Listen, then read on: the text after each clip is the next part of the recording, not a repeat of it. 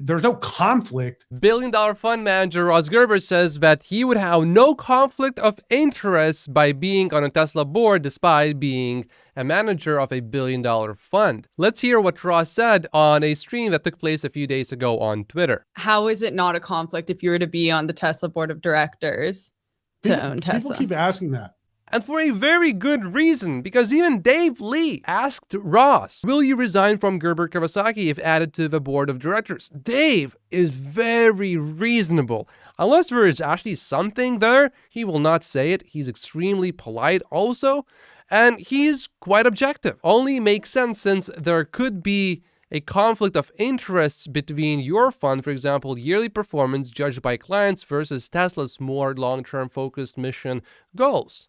And even Farzad agreed with Dave Lee. And Farzad is one of the nicest, most likable people in our Tesla community. I mean, if he disagrees with you, you know there is some serious things going on. I am not even going to mention Steven here. Steven is strongly against Ross Gerber being on the Tesla board of directors. We kind of covered it last time a little bit. You can't actually be on a board of directors of a company you don't own. Like, the whole purpose is that the board of directors is supposed to be representative of the owners of the company. There's no conflict in that we're owners of the company and we want representation. The conflict would be if I was trading in Tesla stock in a way that wouldn't be legal or fair because I'd have access to inside information. But it's no different than insiders at Tesla who have the same restrictions. While on the surface, this actually makes sense, when I think deeper about it, I come back to what Dave Lee said. For example, yearly performance judged by clients versus Tesla's more long-term focused mission and goals. Based on Ross's response, I think it is safe to conclude Ross is not going to resign from Gerber Kawasaki and he will remain a fund manager. So, as I've said many times, we have an allocation for Tesla. We have an investment committee that isn't just me. And the allocation for Tesla is set. If I am on the board of directors of Tesla, I will not be able to trade in Tesla stock. We will continue to hold the stock we have, and I won't trade in Tesla stock. I don't think that that's a big deal because we don't really trade in Tesla stock. We either buy it or hold it. You know, sometimes we have to sell some because people retire or this or that, but those are individual advisors at the firm and not necessarily me. And I don't oversee those trades. So people who trade for our clients at our firm, you know, I don't see what they trade every day. And that's our compliance officer's job. And so because I run the ETF, that's actually more of a conflict that I run the ETF and have private clients because I can't trade the ETF the same day I trade other accounts, essentially. Right. And so the fact that I own Tesla is not a conflict of interest. It's actually the opposite. It's why I should be on the board, is because we own a ton of Tesla. We represent well over 1,000 Tesla shareholders here at our firm. And there's just a tremendous amount of people that have reached out to me and said somebody needs to represent us. While it is certainly great to hear that Ross Gerber does not trade Tesla stock, I don't think that addresses Dave's concern at all. I don't think Ross is dodging the question. I think the question maybe was just not asked on the stream specifically enough, but also it is a little bit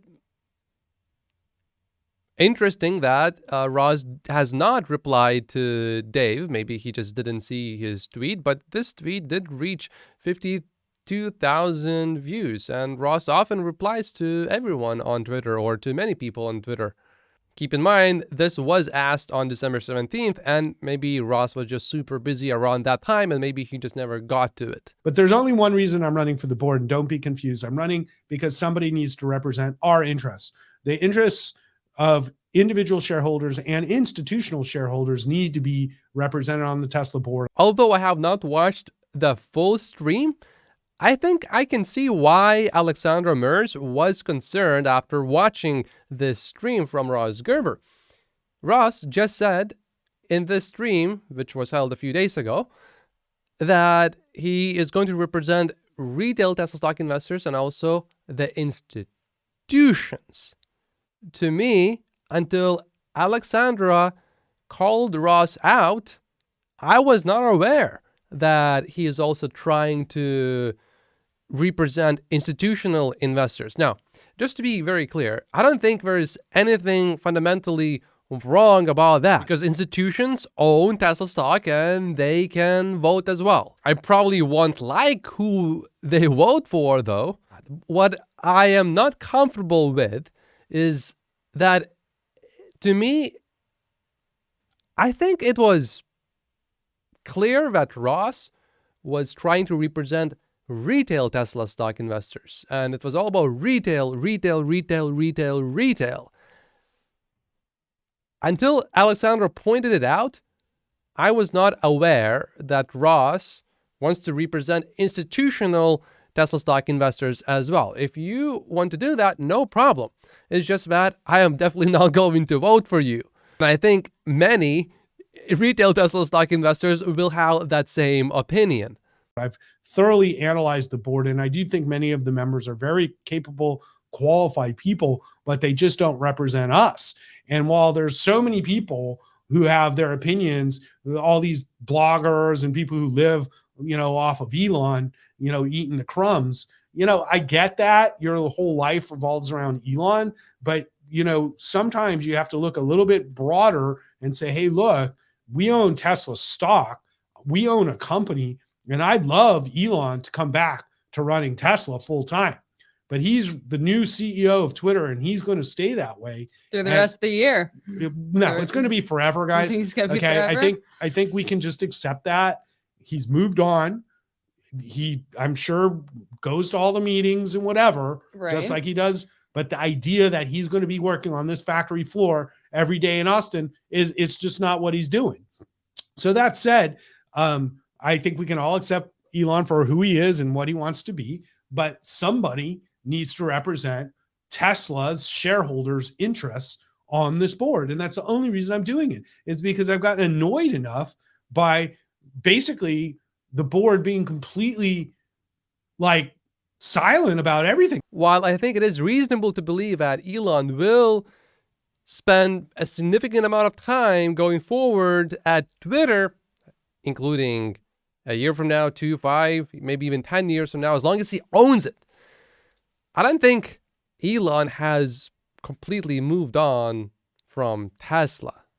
If he would have, I don't think he would have promised to not sell any more Tesla stock for the next 12 months. Most of Elon's wealth is in Tesla stock. I don't think he will let Tesla just be ruined. He needs that money to eventually go to Mars, to fund the colony to go to Mars. With the teams that he has built around him, I think he's plenty capable to add another company on top of all the companies that he has been running until now, so adding Twitter, and still have all of the other companies function just as fine, which includes Tesla. They said, how and when do we vote? Well, you'll vote when the proxy comes out for Tesla. If you're a shareholder of Tesla, you'll get a proxy. Usually it's emailed to you now through Proxy Vote, Broadridge. They send you a thing that says vote now. And I should be added to the Tesla proxy as we go through this process over the next 3 months.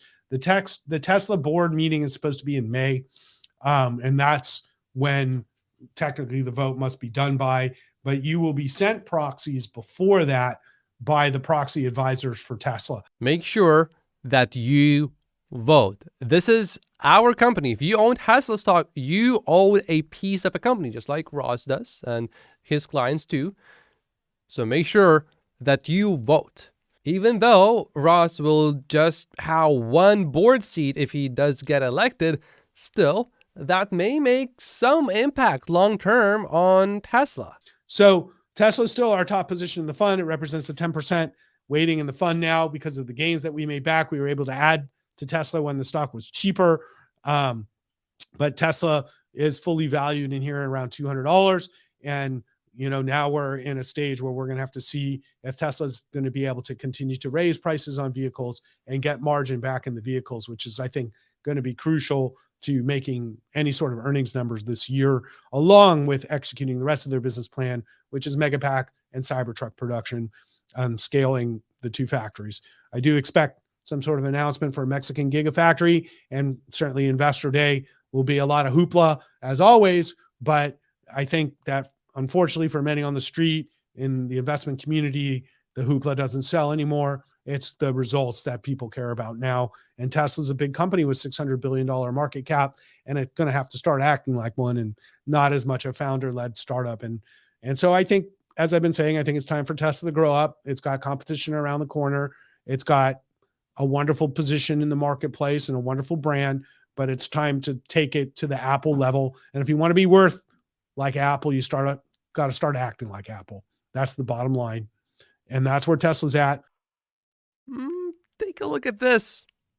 In 2014, Apple began working on Project Titan, so not Titanic, Titan, with more than 1,000 car experts and engineers developing an electric vehicle with limited self-driving capabilities at a secret location near the company's headquarters. How many years has it been since 2014? Do we really want to emulate a company that has completely failed to launch an electric vehicle since 2014? I don't know about that. Just to be clear, I'm not hating on Apple stock. Apple stock has done fairly well in the last few years. But Apple missed one of the biggest opportunities ever. So no, I do not want Tesla to be more like Apple. I want Tesla to be less like Apple. At least for now, while it is clear that Tesla is clearly growing, innovating, and bringing completely new products that are going to revolutionize the industry in multiple industries, in the automotive industry, in the energy storage business, in the robotics. I mean, I go to Google, search for Apple's last revolutionary product, and an article from 2016 is the first result, which is back when the AirPods came out. Apple stock has done well in the past 5 years. It is up almost 250%, but nowhere near as well as Tesla stock, up almost 800%. To me, Tesla is still more like a startup, and Apple feels a lot more like a mature company. And eventually, even inevitably, Tesla becomes more like a mature company. That's going to be a long time from now. A really long time from now.